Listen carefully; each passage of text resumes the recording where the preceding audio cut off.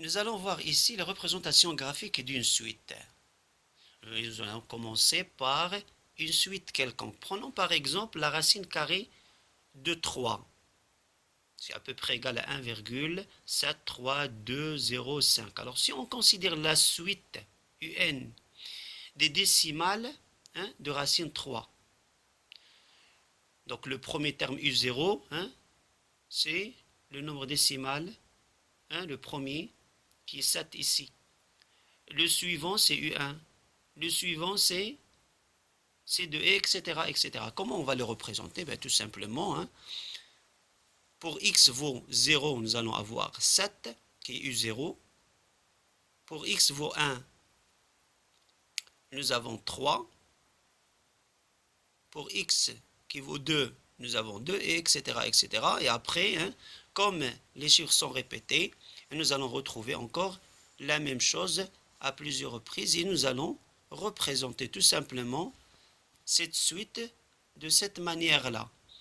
Pour une suite définie de manière explicite, un égale à f de n, prenons par exemple un égale à racine carrée de 4n plus 6, mais c'est comme si on considérait la fonction f de x, racine carrée de 4x plus 6, de moins 3 demi à plus l'infini, son domaine de définition, mais nous allons prendre les valeurs de x qui vaut 0, 1, 2, c'est-à-dire qui appartiennent à n, tout simplement parce que la suite est définie sur n, l'ensemble des entiers naturels.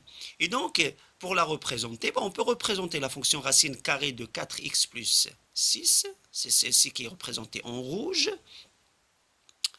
et celle qui est représentée en rouge, ça nous donne la fonction f de x, racine carrée de 4x plus 6, et après nous allons prendre bien sûr les valeurs de n pour x, c'est-à-dire 0, 1, 2, 3, et à chaque fois nous allons trouver l'image chez U0, U1, U2, U3, et ainsi de suite.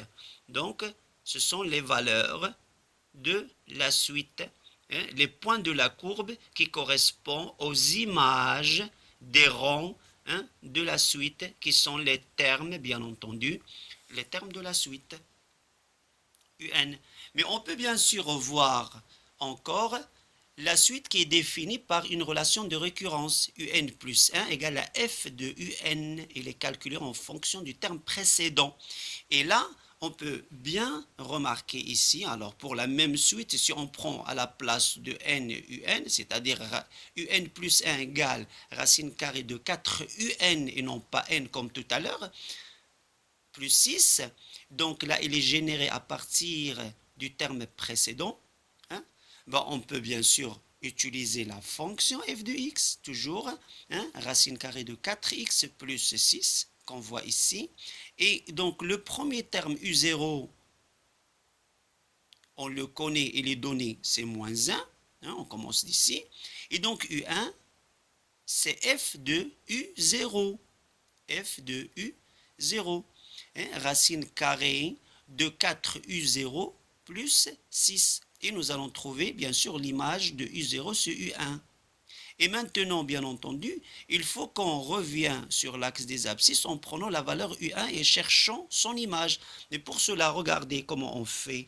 On trace ici la bisectrice, la fonction qui est y égale à x,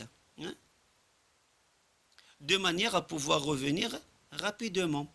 Donc U1, quand il est là, tu viens par, tu fais les projections et on retrouve U1 ici tout simplement, grâce à cette droite rapidement, parce que U1 ici c'est bien la même valeur qu'ici à chaque fois, c'est la droite qui est Y égale à X.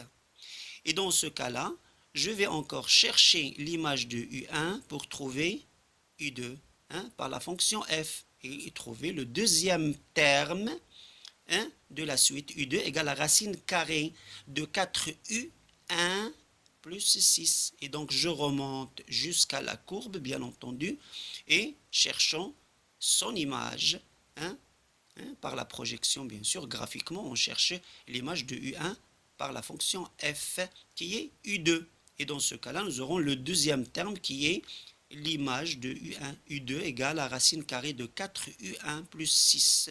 Et on refera la même chose, donc on va projeter sur l'axe, sur la droite y égale à x, et retrouver bien sûr la valeur U2 sur l'axe des x pour aller chercher encore une fois son image par la fonction f et ainsi de suite. Mais si on continue, on va être coincé ici à l'intersection.